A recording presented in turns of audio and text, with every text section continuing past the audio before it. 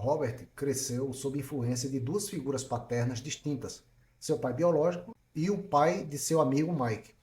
O primeiro, um acadêmico brilhante com PhD, sempre se destacou no meio acadêmico, enquanto o segundo, que nunca concluiu o ensino médio, tornou-se o homem mais rico do Havaí. Ambos alcançaram sucesso em suas carreiras, mas suas abordagens em relação ao dinheiro eram completamente diferentes. Apesar de ambos valorizarem a instrução, seus conselhos sobre o tipo de estudo a ser seguido eram opostos. Robert ouvia atentamente os conselhos divergentes dos pais e refletia sobre essas ideias. O processo de ponderação revelou-se valioso, permitindo que ele desenvolvesse a capacidade de pensar de forma independente e tomar decisões financeiras mais acertadas. Um dos pais costumava dizer: "Não posso comprar isso", enquanto o outro proibia o uso dessas palavras, insistindo que Robert deveria perguntar: "O que eu posso fazer para comprar isso?" O pai rico explicava que automaticamente dizer "não posso comprar" fazia o cérebro cessar seus esforços, destacando a importância de pensar em alternativas.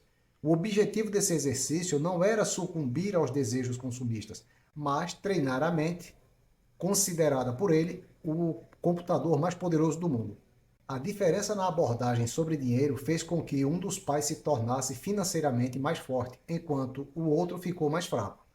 Suas atitudes mentais eram discrepantes, um recomendando que Robert estudasse para trabalhar em uma boa empresa e o outro sugerindo que ele estudasse para adquirir uma boa empresa.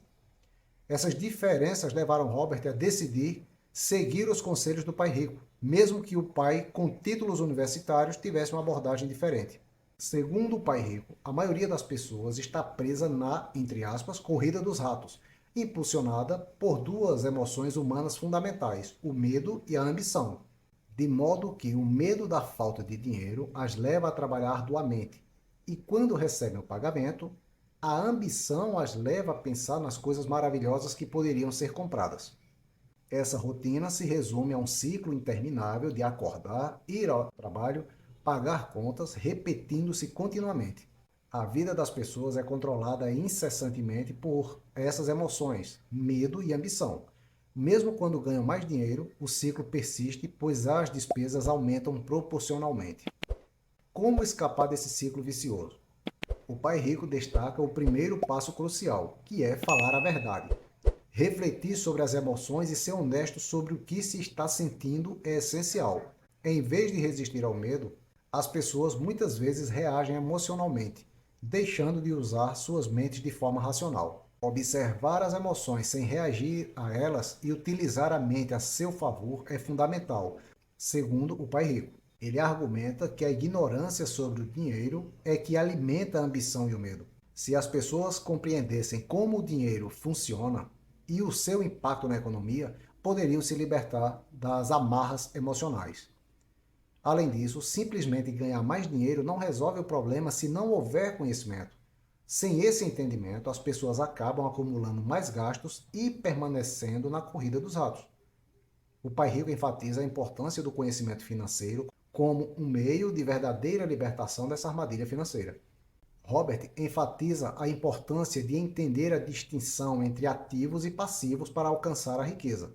O pai rico, mentor de Robert, definiu ativos como aquilo que coloca dinheiro no seu bolso, enquanto passivos são aquilo que retiram dinheiro do seu bolso.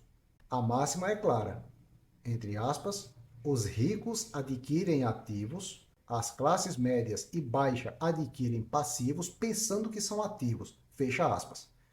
Um exemplo comum é a concepção de que a casa própria é o maior investimento de alguém e a realização de um sonho. Apesar do valor sentimental, um imóvel geralmente retira dinheiro do seu bolso em vez de gerar renda. Robert não desencoraja a compra de uma casa, mas destaca a necessidade de reconhecer a diferença entre conceitos. A única maneira de transformar sua casa em um ativo é colocá-la para alugar. No mesmo contexto, ele identifica carros, financiamentos e faturas de cartão de crédito como passivos. Por outro lado, ativos incluem ações, imóveis geradores de renda, títulos e propriedades intelectuais, dentre outros. Através desses ativos, é possível receber aluguel, dividendos, juros e royalties, contribuindo assim para a construção de riqueza. A fórmula da riqueza é simples, mas muitas pessoas não a seguem por falta de compreensão dos conceitos-chave.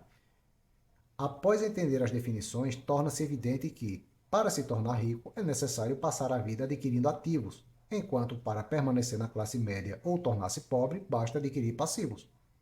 O problema não está em ganhar mais dinheiro, mas em como gastá-lo. A aptidão financeira, ou seja, o que fazemos com o dinheiro após ganhá-lo, quanto tempo o conservamos e o quanto ele trabalha para nós é crucial. Inclusive, ele cita uma frase esclarecedora de Buckminster Fuller. Abre aspas, a riqueza é a capacidade de uma pessoa sobreviver pelos dias que virão, ou se parar de trabalhar hoje, por quanto tempo poderá sobreviver? Fecha aspas. Se construirmos um patrimônio que gere uma renda capaz de cobrir todas as despesas, estaremos em uma posição confortável, embora ainda não sejamos considerados ricos.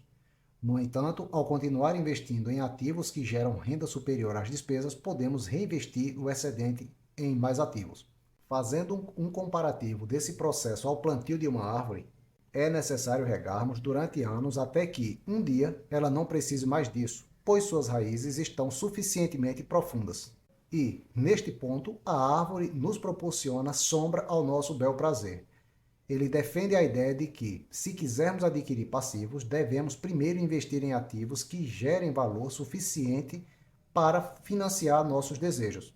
Muitos de nós dedicam nossos esforços ao trabalho apenas para cumprir obrigações fiscais junto ao governo e pagar juros de financiamento aos bancos.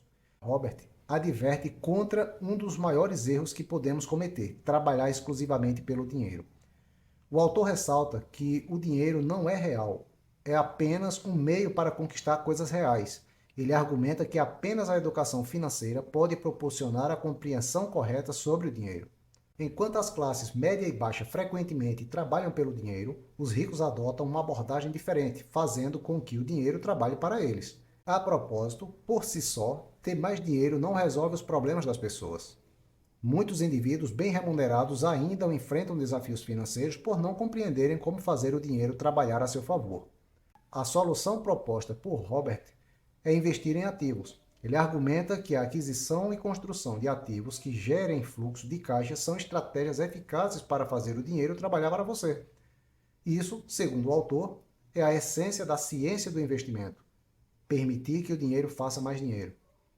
Em vez de trabalhar apenas para adquirir passivos, ele incentiva a deixar o dinheiro fazer o esforço por você, ilustrando isso com a afirmação de que cada dólar na coluna de ativos era como um excelente funcionário se esforçando para se multiplicar e, eventualmente, proporcionar ao chefe a possibilidade de adquirir um novo Porsche. Ele conclui destacando uma afirmação crucial do pai rico. Abre aspas. Se quisermos ter mais liberdade, devemos ter o dinheiro trabalhando para nós. Fecha aspas. Esta obra, Pai Rico, Pai Pobre, tem mais de um quarto de século desde sua publicação. No entanto, sua relevância permanece tão marcante, se não mais, do que na época em que foi escrito por Robert Kiyosaki.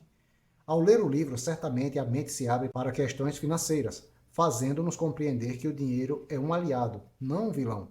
Portanto, devemos buscar diariamente meios de transformá-lo em nosso empregado. Nesse contexto, até mesmo um resumo como este que você assiste e ou escuta pode alterar sua mentalidade. Será que vale a pena ler Pai Rico, Pai Pobre? A resposta é, claro que sim, sem sombra de dúvidas. A obra não apenas é benéfica para aqueles que estão começando a organizar suas finanças, mas sua contribuição para o desenvolvimento de uma mentalidade de prosperidade é verdadeiramente imensurável.